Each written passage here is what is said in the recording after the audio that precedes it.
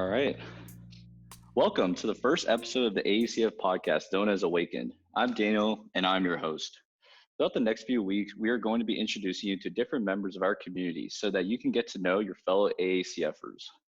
We understand that we don't all have the time to have individual conversations with everybody in our fellowship, but we hope that this gives you a glimpse into the lives of your fellow brothers and sisters and showcases the members that God has placed into our wonderfully diverse community. As this week's guest, we will be welcoming someone who will also be a host in future episodes, Douglas Tan. Douglas is a freshman at Bellevue College and is planning to transfer to UW this next year. You might know him from the worship team or as a kid with a really loud voice. And as an additional comment, Yuan is out because she is feeling some pain. And so I will be your sole host for today. But welcome, Doug. Hello. What's up, Daniel? Hey, man. Tell the world what you've been doing since this whole coronavirus fiasco.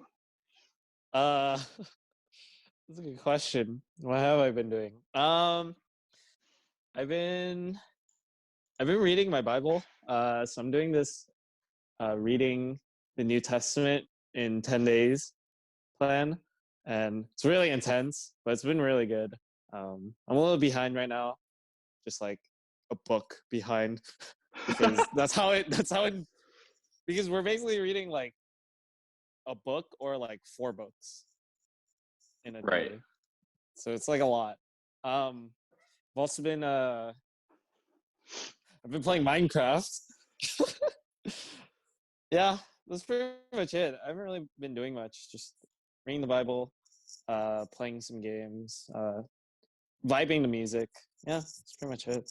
Really not Yeah. that much. And I guess talking about the New Testament, like, what do you think has anything like opened to your eyes recently about it, or is it just like refreshing your memory?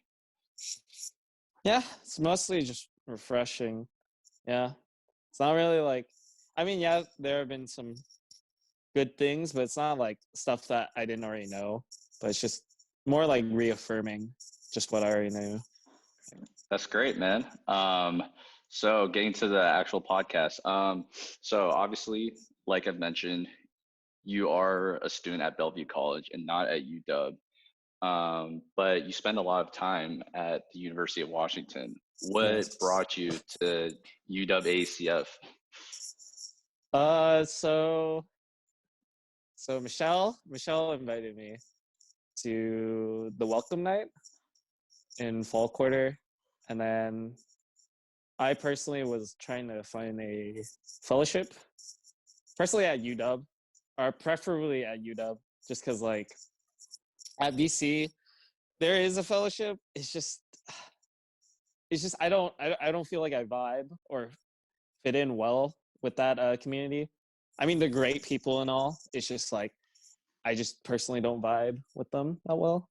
But yeah. So I was trying to look for a fellowship at UW, and I stumbled upon ACF, and yeah, I think it's a pretty good community. So that's why I've stuck by.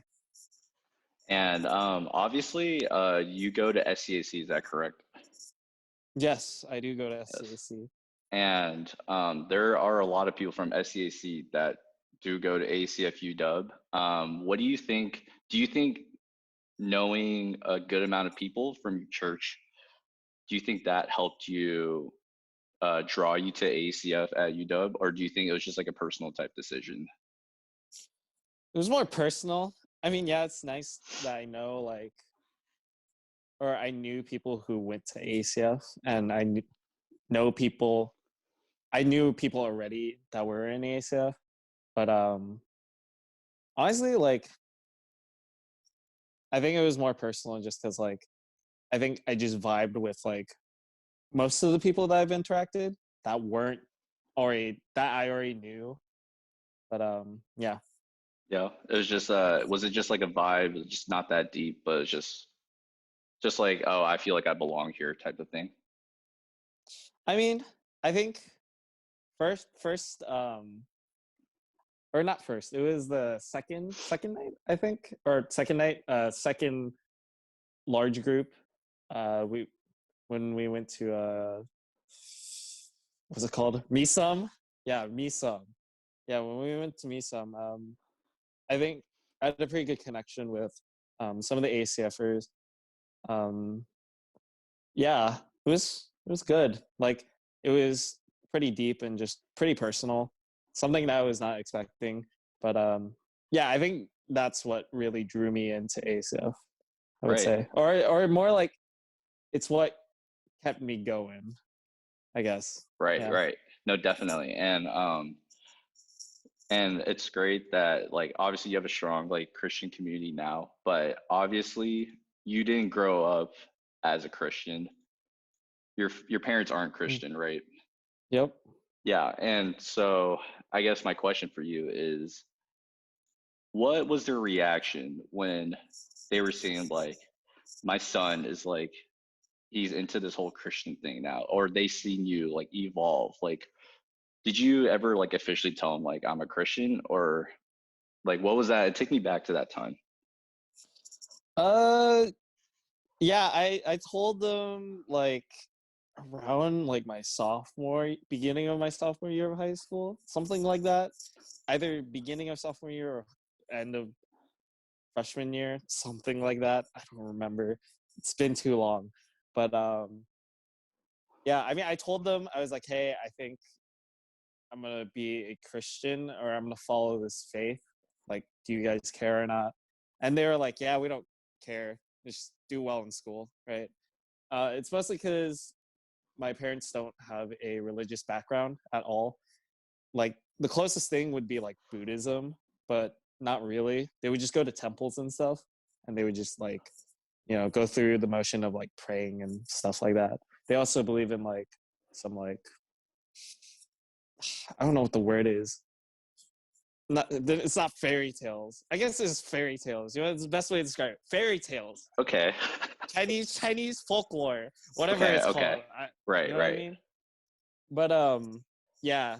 I mean, they don't really have any religious backgrounds. They didn't really care. They were just like, oh, just focus on school, do well in school and things like that. That's what they really cared about. So they didn't really care about me being a Christian at all. Okay. And I guess here's a hypothetical. Like, was there ever a time during your Christian journey, your faith journey, where you had picked, let's say, like you were picking to go to youth group that night instead of like studying for a test? Like, was there ever a time like that? And did you ever have to tell your parents about that time? I mean, I probably have, honestly. Like, I probably told my parents, like, hey, I'm finished studying, when in reality, I didn't study at all. And, like, just did my own thing. I don't think it's just youth group by itself, but it's just like hanging out with friends, I guess. Cause like I don't know, I much preferred hanging out with friends than like, studying or doing homework or whatever academic stuff, you know?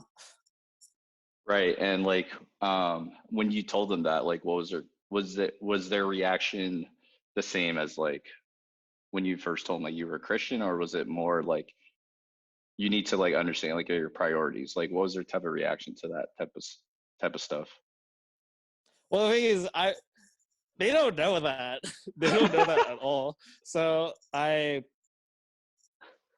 would basically just lie to them. I don't do this anymore, obviously. This was back when I was much younger, much more of a fool. But I would basically like lie to them and be like, "Oh yeah, I'm finished studying, so I'm gonna be going out," and they're gonna be like, "Okay, that's fine." Right. But yeah, I feel really like looking back on that, like I feel bad about it, and I definitely regret doing that because it's breaking on my parents' trust. Right. But it's just you being like a typical high schooler who was kind of in that um I want to do what I want to do and no one's going to really stop me from doing it type of thing. Yeah, Exactly. exactly. Yeah. And what do you think ever since you told them that you're a Christian, how do you think your relationship with them has changed? I think overall, it's been a lot more positive. I think growing up didn't really have the best relationship with them. Like we would get into fights and stuff like that, especially about like academics, right? Because Asian parents, you know, self-explanatory. But yeah, I mean, like now it's more like I'm more caring for them. I'm more loving towards them, right? Also, like I, I've tried to treat my parents more as like people rather than like these authoritative figures, just because like I don't know, it's just like wherever back when I was like middle school slash high school ish, like maybe like first 2 years or first 3 years of high school, I've kind of just only saw my parents as like authoritative figures and not as like people, like like a real person. So it's like now that I'm like a Christian and like I understand more about like I guess people and just like love, I guess. Um yeah, I started seeing my parents more as like a person and more of as like, someone that isn't just like an authoritative figure, right? Right. Yeah. Right. Yeah. And I think a lot of teenagers really struggle with that just because I think there's always like, hey, I think I know everything, but then and then when your parents tell you something, it's like they just don't believe it just because they Yeah. think they know it all, you know. And Yeah. so, but because like that dynamic is so like established, it's so hard to like change that. And Hmm. so for you, it's like, how did you make that decision to be like, I want to change this dynamic? And because it's really hard because you've established something for 14, 15 years, like what Hmm. made you feel like you wanted to really switch that? Uh, I just wanted, to, you know, have a genuine, like more genuine relationship with my parents. Cause yeah, I don't know. It's just like, I felt like I wasn't really I didn't feel that close with my parents at all, like growing up. And like only recently am I getting close with them, right? But yeah, I wanted to have like more of a genuine relationship with them. So like, and I realized like I should also treat them more, I should be able to talk to them like a friend, right? Rather than like, I don't know, just like a parent, right? You know Right. how you would have like just maybe like a couple words or something like that whenever your parents ask you something is like, Right. oh, did you take out the trash? Just like, yeah. Or like, have those kinds of conversations or whatever, right? But Right. instead, like I genuinely try to get to know my parents and just like actually like, just have a conversation with them, right? But yeah.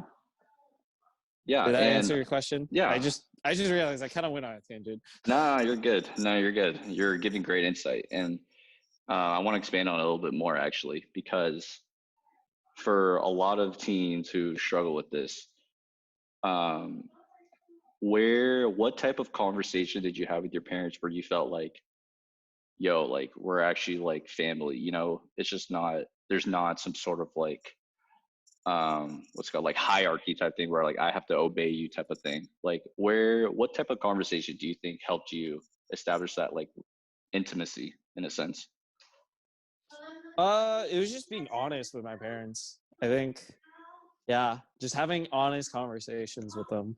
I remember it was really hard to talk about academics, just because, like, for me, I wasn't always like the most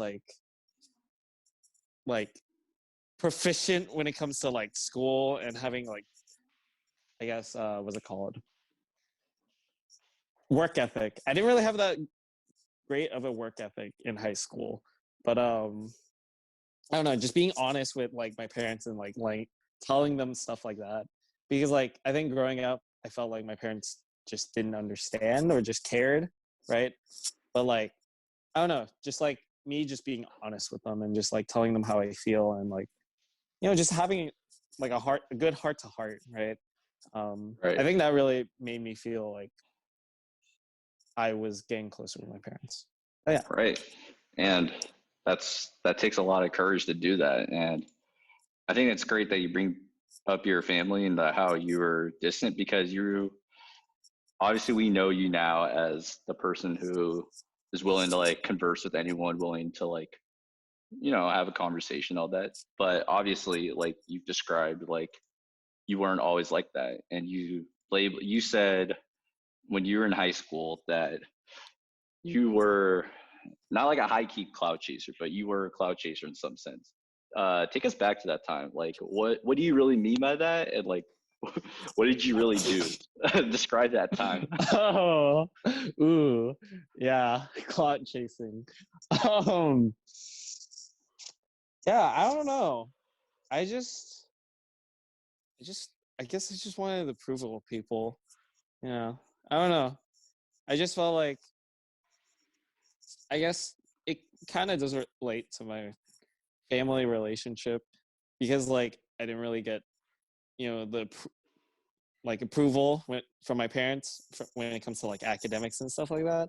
I guess like to feel self-validated, I would try and be like try to make myself feel popular or like be popular. So I would like try and like hang out with like a bunch of people and like talk with a bunch of people, especially people who are like considered like I guess cool or like popular, I guess. I think that's the best way to describe them. Mhm. But I realized like that was just I don't know, it was just really shallow. And it's just like Right, what's the what's the point of me doing this, right? And right, also like also realized like I wasn't building like genuine relationships with people, I guess. But yeah. right. And honestly, but I mean, even though you call yourself that, I feel like a lot of us, like we're subconsciously like that, but we don't necessarily realize that just because, it's kind of like you kind of just naturally do it without like thinking about it. I don't know. What do you think? Do you think it's like that? Yeah. I think it was more subconscious than like anything because I never acknowledged it until like maybe recently.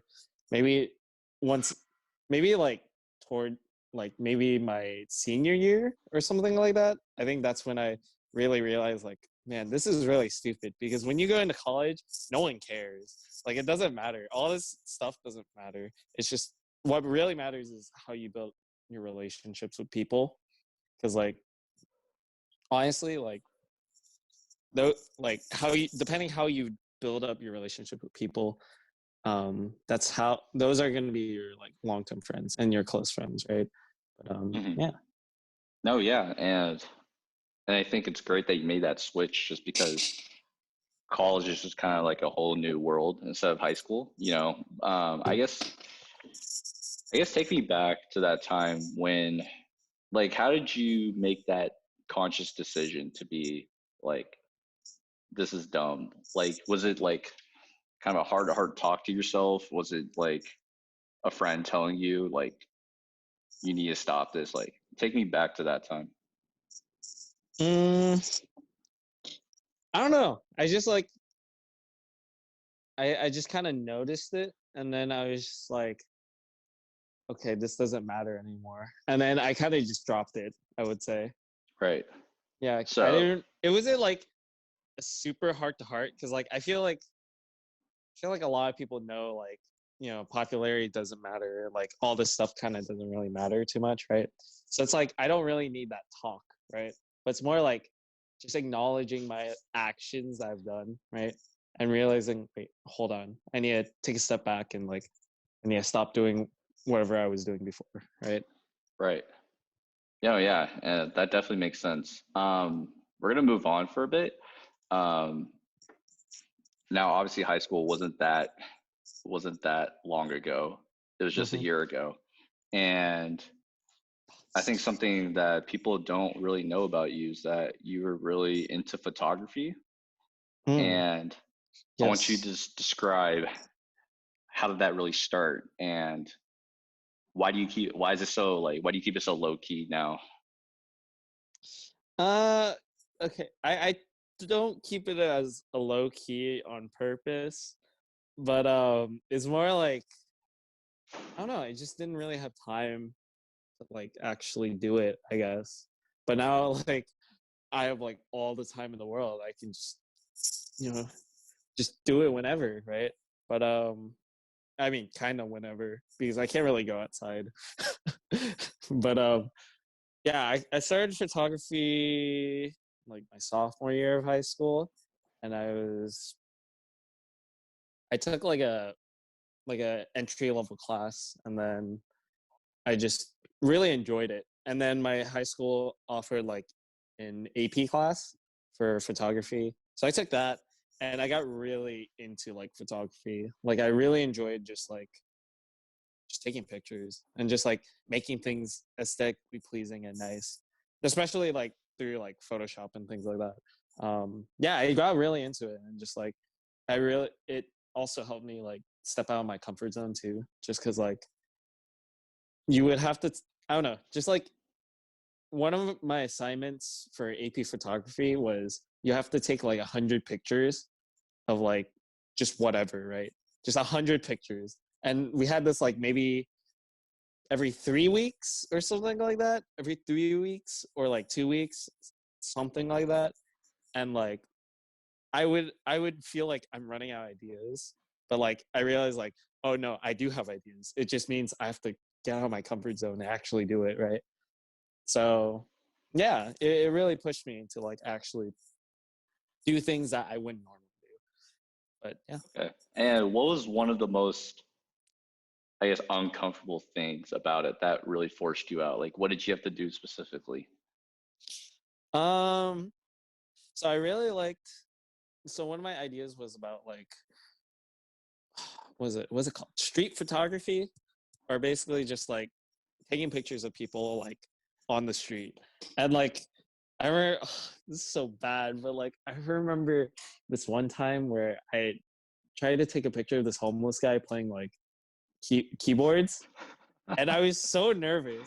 I was just like tensing up, and I was just like, I want to take a picture of this guy playing keyboards because it will look nice, it will look cool, right? And then like I tried to do it, and he stared at me, and I just got so nervous. I was just like, okay, I'm gonna leave. I don't think I said anything to him at all. It was it was so awkward. It was so bad. I was such an awkward kid back then. But yeah, it was really bad. But if I were to do something like that now, it would be like, oh, it's fine, right? But yeah, I mean, like, it got me comfortable and used to the idea of doing something like that, right? And I guess, like, how would you, do you just kind of just go for it? Like, you're just like, oh, I'm just gonna take this picture, like, or like, do you have like a specific like strategy that you use when taking pictures You of people? you just go for it. I mean, like, there are like photography rules and things like that. Like, the only thing I really use is rule of thirds, because Right. honestly, that's all you need. I mean, there's other stuff like leading lines and like I don't know. There's like other stuff that I can't remember. But yeah, I mean, I just kind of go for it, especially when it comes to like just doing like street photography and just like taking pictures of like random people. Just kind of go for it. If if someone doesn't want their picture taken, they'll tell you, or they'll like visibly show it, either verbally or visually show it. So then what you just do is just delete the picture. That's it. You just respect them and you just move on. Right. It's And like it's not even that bad. right. And I guess, like, once you continuously do that, like, how do you think that, how do you think photography has helped you get out of your comfort zone, like other areas? Uh, I don't know. I think I think it's helped me, I guess, do more like I don't know. I can't really think of like a specific example, I guess, but like I think overall it gives me this attitude of just like not really caring about like other people's opinion of what I'm doing, right? Especially when it's like having more self-confidence in myself in what I do, right? Like if I were to do like I don't know, public speaking or just like something along those lines, right? I'll have more confidence because it's just like, hey, if I was able to take a picture of some random dude, right, then like I'll be able to do something equivalent to that, right? But yeah. Right, right. And I guess like, yeah, man. Yeah, it sounds like you're like a really big like visual performing arts type of dude because obviously you're also on the worship team. Hmm. Um, I guess like, yeah, discuss your kind of relationship with music. Like, how has music made such like a big impact on your life? Uh, I don't know. I got really into music probably like beginning of high school. Like one of my friends, or like end of middle school, beginning of high school. One of my friends like sent me like some like rap music. So I got really into like hip hop. Like I Right. got really into it. And that was like one of the only things I listened to. But then like I started branching out like towards middle of high school and like started listening to different songs and I don't know, I just really enjoy it. I feel like it's just how I like settle down and like just enjoy myself and relax or like I don't know, it just fits a mood. It just fits my vibe, right? Like I just vibe really well with music. So what I'm getting is like basically like music's kind of like basically like expression of like your feelings in a sense or emotions, like current emotions. Yeah, yeah, I would say so. Yeah, that's basically what it is. Yeah, see, like I'm kind of like the opposite. Like if I'm sad, I don't really listen to sad music just because like Mm.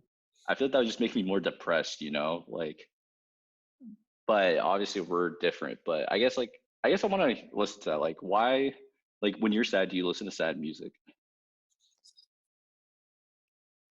Yeah, yeah. I do simp.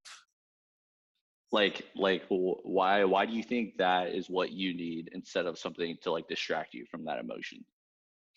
I think it just helps me settle. I feel like it's like oh I get it's kind of like a release of like my thoughts and emotions of like how I feel and stuff.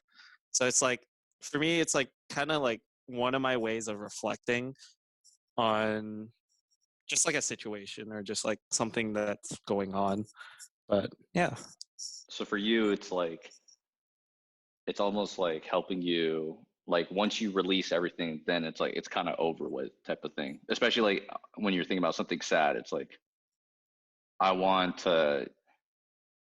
I'm not sure if embrace is the right word, but it's like I want like it's okay to be sad, and it's like I'm just trying to release those emotions for now, just because I know that I'm owning up to it. And is it like a way to like be like I don't want to deal with it later type of thing because you just release it all now so you don't think about it as much? Yeah, I mean basically. Yeah. Yeah, basically. I don't know. I just don't want to I don't know. I guess I just don't like pushing off things. But yeah. Yeah, because when I listen to sad music, when I'm sad, it makes me want to cry more. And I'm just like, I can't do this. But Yeah. obviously, it's different. I wanted to ask because you're such a big hip hop dude. What made you really get into like the guitar? You know, like acoustics type of stuff. Like, why did you become interested in that genre? Well, it's because so with the guitar, I've always been kind of like interested in it. But so back in like summer of 2017, like it was kind of a church, not really. They were like kind of affiliated with a church, but it was just like people from church. They like would gather from they would gather in like Bellevue Park and they would play just worship. They would just worship in the park and they would just pray or just worship. Honestly, it was very just spontaneous. It was really nice.